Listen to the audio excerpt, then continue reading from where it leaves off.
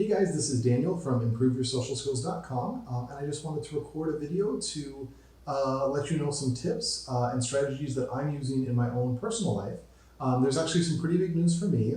In less than a week, I am going to move across the state. I'm going to go about 4 hours to move to a different city, and so I'm going to have to figure out how to make a new set of friends in my new city. And so I've been sort of doing some planning and preparation, and I thought that I would share with you the things that I've been doing, because probably you can benefit also. So we're going to dive right in. Here we go. There's 3 major things that I am going to do to help myself with this transition. And I'll tell you about each one of them in turn, but just to kind of summarize, first, I'm going to stay in contact with my old community of friends. Second, I'm going to follow the 2x2 weekly method, which I'll tell you about in a little bit. And then the third thing is that I'm going to take the initiative to reach out and create social events for other people, and I'll explain that as well.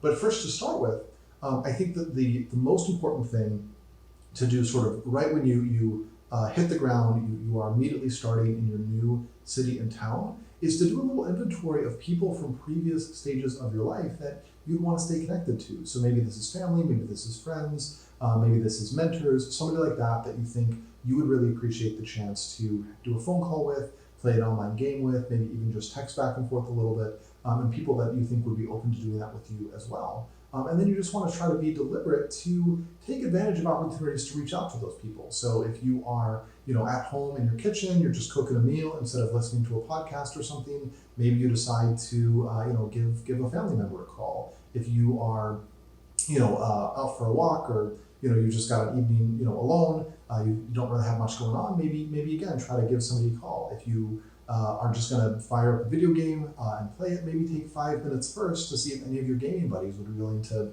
jump on Apex with you or something of that nature. And this is like, it's little small things, but by doing that, instead of feeling like really, really alone, really disconnected, you can sort of stay close to people who you don't have to work to build a friendship with. The friendship is already there, but they can sort of provide you with that sense of connection and also some support. And you never know, you might be able to provide them with connection and support as well. If you look at my most recent TEDx talk, you'll see that I talked about how the last time that when I moved to Oregon, I didn't follow this advice. I tried to make friends in the local area, but because that didn't work right away, and I didn't stay connected to friends from previous stages of my life, I got, really actually kind of sad and depressed. And so don't let that happen to you. If you're going to move to a new area, really make an inventory of people that you can reach out to. And even if you're not sure, like you're like, hey, I've got this old friend from high school, haven't talked to them for 3 years, I have no idea if they'd still want to be in contact. You know what? It never hurts to just send them a text or something like that and be like, hey man, I was thinking about you, wondering if you've got some time in the next couple of weeks to just chat and catch up. Would love to hear what's going on in your life. You can send them, those exact words, and maybe they'll never respond, and so no harm done. But maybe they do, and maybe that can be a really good connection. So that's the first thing, to stay connected to people from previous stages of your life. The second thing is what I call the 2x2 method, and I just like putting goofy names on things to help you remember them. But it's really very straightforward. So the first step, the first 2 in the 2x2. Is to go to 2 social events per week. Maybe like depending on your schedule, you've got to drop that to 1. Maybe you can do 3, but for the most part, try to aim for 2. And it's pretty easy to try to find this. Go on meetup.com. Just search for events in your local area. If you have a local library, they will often have events. If you're affiliated with a church or synagogue or religious community, they will oftentimes have events. Your gym might have events for memberships. Just sort of reach out and do research. And again, I would compile a list of different opportunities, things that you can do, and then just pick 2 of them to go to each week. And if you're not sure, just roll a dice, pick something at random, but go to 2 of them every week. And then each one that you try, make sure that you do it at least 2 times. So if you go to, there's a bowling club or whatever, you go bowling this week, go at least 1 more time, even if you didn't really enjoy it the first time around, even if you didn't really feel connected. And the reason for that is because the first time that you go to a new social event, you're probably going to feel pretty anxious, you're going to feel pretty nervous, you're probably not necessarily going to put your best foot forward. Other people might not be sure of how much they're going to connect with you because maybe you're never going to come back, and so why would they invest a lot of time in getting to know you? And so your first time at a new social event, sometimes it's not as positive. But if you go back a second time, then you're a little bit more of an insider, you feel a little bit more comfortable, and you're able to really make the most out of that experience. And if you go a second time, you still don't enjoy it, you still don't really make any connections, it doesn't feel like a thing you want to continue to invest in, then you don't have to go back a third time, that's okay. But at least give everything 2 tries. And I think if you follow this advice, if twice a week you're going to some kind of social things, and each time you go to a social thing, you're going at least twice, over time you're going to start to find some social groups where you really sort of feel a sense of connection, and you're going to find some individuals that start to become people that you're a little bit more close with. But how do you move somebody from kind of a friendly acquaintance into the territory of actually being a friend? Like, you go to the, I don't know, the Pokemon fight club that, meets in somebody's basement, and everybody brings their Pokemon, and okay, never mind.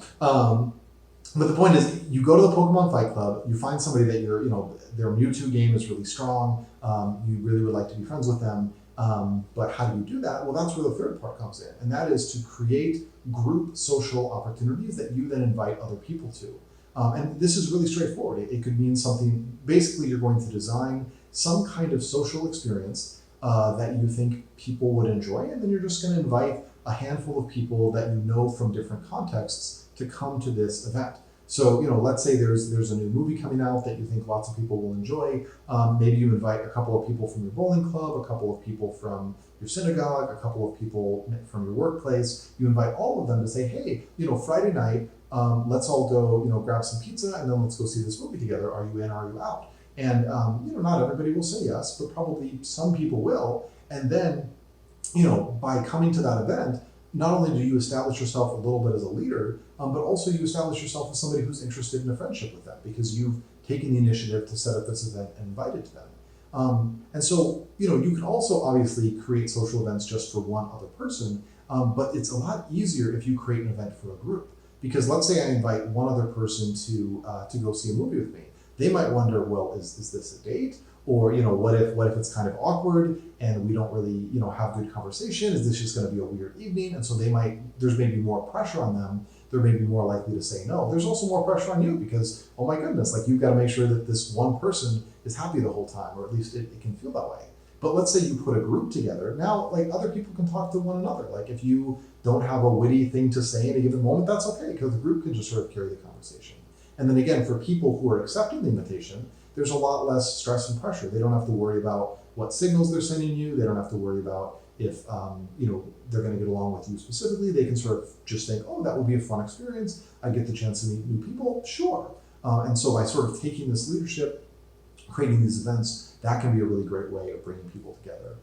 For myself personally, I've done this with having people go see a movie.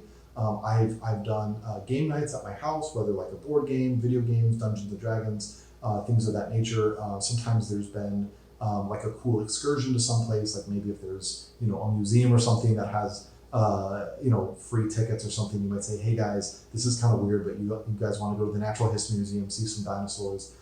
Really, you just sort of try to gauge what the people that you would invite would be interested in, and then invite them. So those are the 3 strategies that I'm going to try. I'm going to stay connected to friends from previous stages of my life.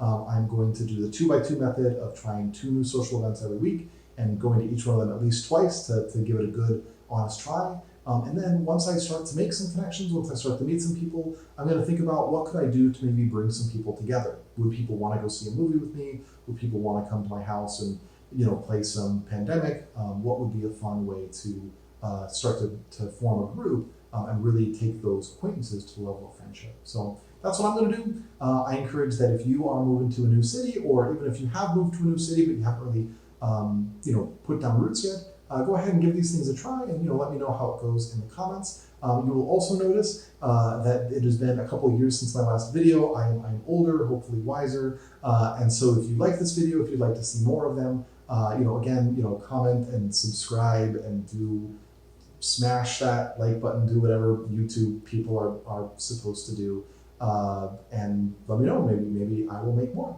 So that's everything from me. Until next time, this is Dan from ImproveYourSocialSkills.com signing off.